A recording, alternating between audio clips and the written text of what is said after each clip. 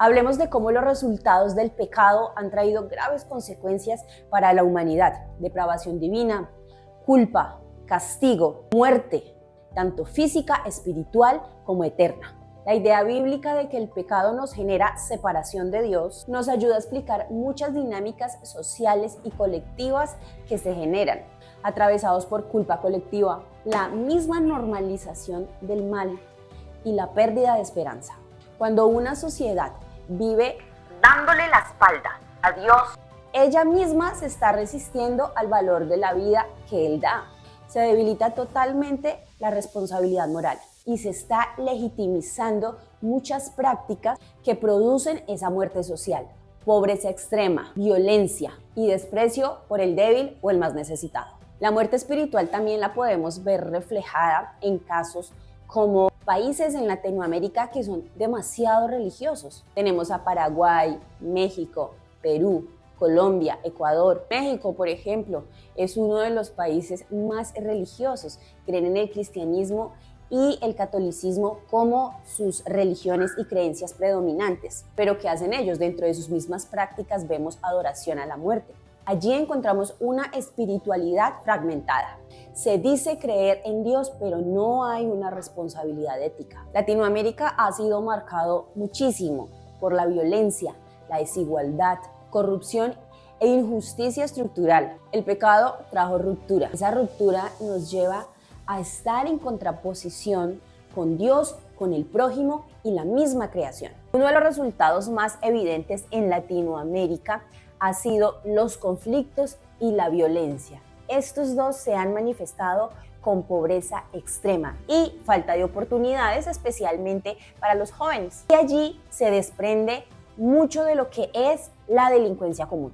En Colombia esta doctrina tiene una resonancia totalmente especial. Hemos vivido durante muchos años la violencia y esta se ha normalizado. Yo crecí en el campo, en un municipio marcado totalmente por la violencia paramilitar. Y desde muy pequeña, el ver todas estas acciones hacen que, aún yo teniendo conocimiento, llegara a normalizar muchas de las cosas que estaban sucediendo en mi entorno. Se ha hecho costumbre la violencia, el narcotráfico y la misma corrupción. La muerte se ha convertido en una práctica normal y cotidiana. Y no estamos hablando de años atrás. Sí, viene sucediendo de años atrás, pero hace parte de nuestro presente. La muerte espiritual también la evidenciamos en la pérdida de sensibilidad frente al dolor ajeno. Y la amenaza de una muerte eterna evidencia la seriedad del juicio y nuestra responsabilidad moral ante Dios. El pecado nos trajo muerte y separación, pero la restauración de esa relación con Dios nos trae la posibilidad de una vida nueva. La afirmación bíblica de que el pecado produce culpa y juicio nos ayuda a comprender por qué como sociedad colombiana luchamos aún por la impunidad y el perdón. Se hace muy difícil perdonar de forma verdadera.